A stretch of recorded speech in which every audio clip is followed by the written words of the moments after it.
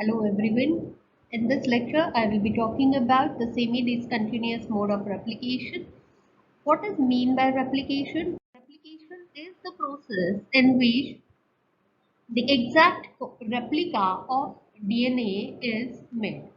And the DNA which involves in the process of replication is known as replicon. Now, these are two strands of DNA, 5 prime to 3 prime. This is one strand and another one again 3 to 5, as these two strands are anti-parallel to each other. Now, if you look at these two different daughter strands which are synthesized by using these two different template strand. So, the synthesis of this daughter strand takes place differently, means one synthesis of this daughter strand takes place in this direction, whereas other is moving in exactly opposite direction. Now the question is, why there is a difference in the synthesis of daughter strand? Now in order to answer this question, the what we need to understand is the basic fact about the DNA replication.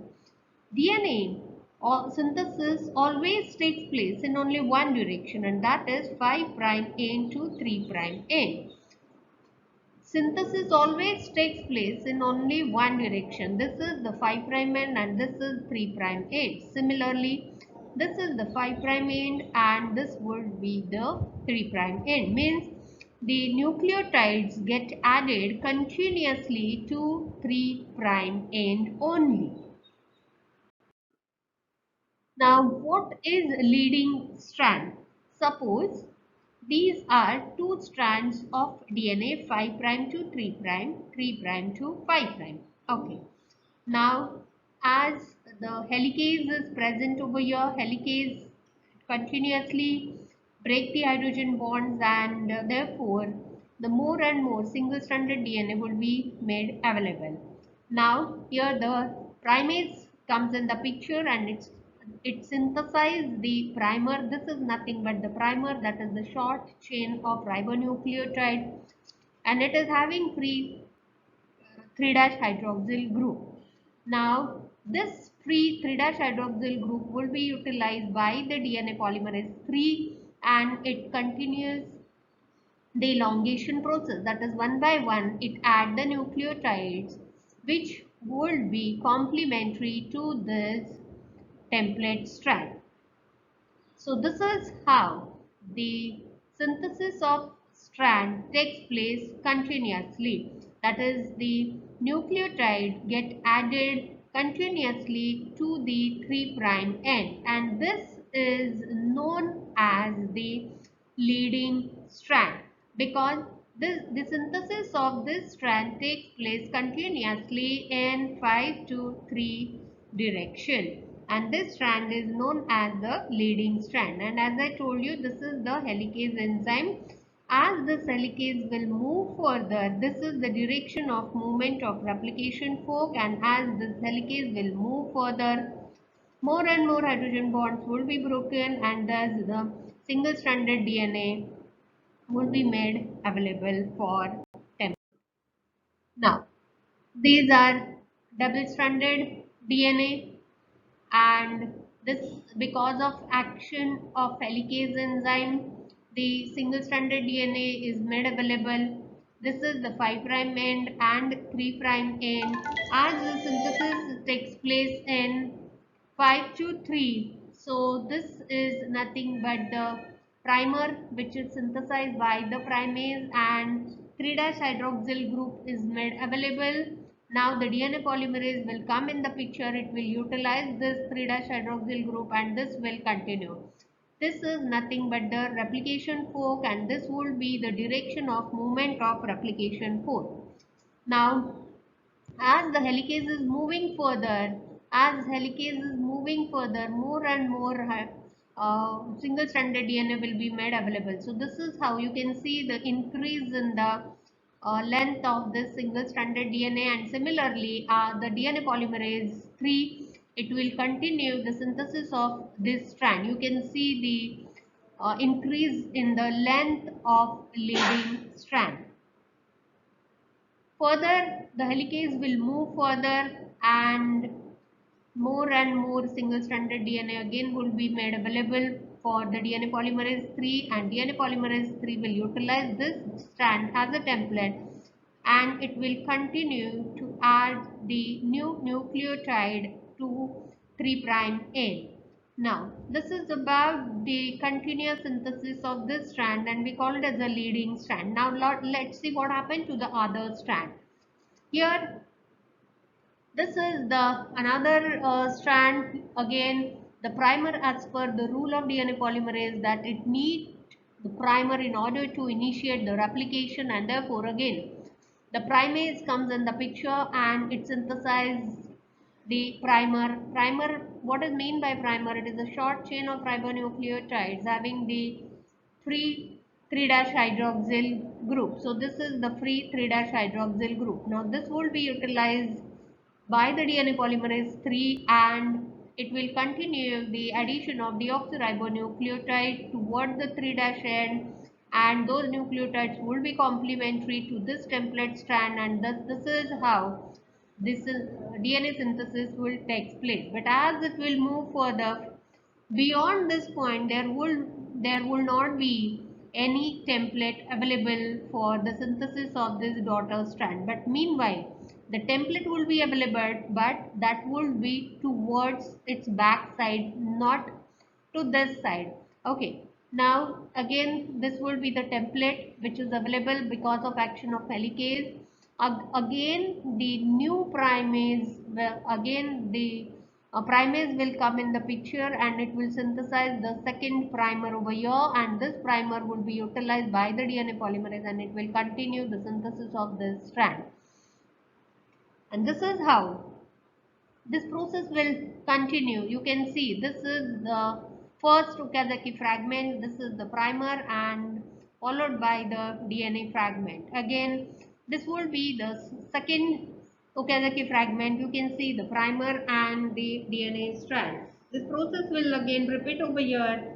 The third primer will be synthesized by the primase enzyme, and DNA polymerase 3 will utilize this as a primer, and it will add the deoxyribonucleotides, which will be complementary to this template strand. What can we conclude from this? That if you look at to this strand, this daughter strand, the synthesis of this daughter strand takes place discontinuously. How? See, this is the first primer, and the DNA polymerase will utilize this primer, and the synthesis will continue. But beyond this point, DNA polymerase cannot go ahead because the template is not available. It has to come back. Again, it will continue from this primer. It will carry out the synthesis of DNA till it reach to this point. Beyond this, it cannot move ahead because already strand has been synthesized. Now again it will come back, and it will utilize this as a primer, and it will continue till it reach to this point. So the synthesis of this daughter strand takes place discontinuously, and this is nothing but the lagging strand, and whatever the small fragments which you are seeing over here, those are known as the Okazaki fragments. What is Okazaki fragments? Many DNA fragments are synthesized sequentially on the DNA template strand having the 5' end. And these DNA fragments are called as the Okazaki fragment. Overall, the length of Okazaki fragment is 1000 to 2000 nucleotides long for prokaryotic, whereas for eukaryotic, it is 100 to 150 nucleotides long. The daughter strand consisting of Okazaki fragment is known as the lagging strand. Now, how the coordination of synthesis of leading and lagging strand takes place, that I am trying to explain you. Now, this is nothing but the synthesis of leading strand, whereas this is the primer, and this will be the DNA synthesized uh, by DNA polymerase. Again, when it will reach here, till that time single stranded DNA will be made available over here. Now the coordination of synthesis of leading and lagging strands, it takes place because of formation of loop, means the this template strand, it forms a loop, and therefore it is possible for this single DNA polymerase 3 enzyme. Of course, it has got the dimer of polymerase 3 alpha subunit. Polymerase 3 alpha subunit, this alpha subunit is mainly involved in synthesis of leading strand, whereas this alpha subunit is involved in synthesis of lagging strand. And these two alpha subunits, they are linked together by this TOR fragment, the TOR subunit. But this is possible that both of this alpha subunit, they can carry out the synthesis of leading as well as lagging strands simultaneously because of the loop formation which takes place on this template strand. Why do we call it as a semi-continuous replication? Because continuous synthesis of leading strand and discontinuous synthesis of lagging strand. This represents a unique feature of DNA replication, and it is called as semi-continuous replication, or we can call it as a semi-discontinuous mode of replication. So that can be explained again here. This is nothing but the leading strand, and this is nothing but the lagging strand. Again, this is the primer.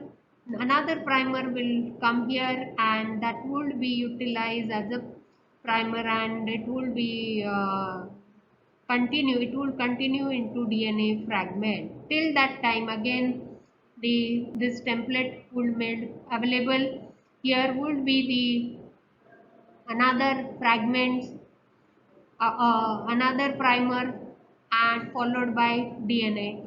So this is how the discontinuous synthesis of strand takes place over here, and you can see many Okazaki fragments. This is the current Okazaki fragment. This will be the new Okazaki fragment, and this is the previous Okazaki fragment. So this is known as the lagging strand. This is known as the leading strand, and both the leading strand and lagging strand synthesis takes place simultaneously by two different subunit of DNA polymerase 3 alpha subunit. These are two alpha subunit which mainly involve in the synthesis of lagging strand as well as leading strand.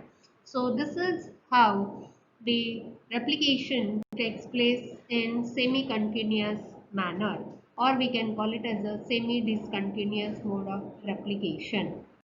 Thank you.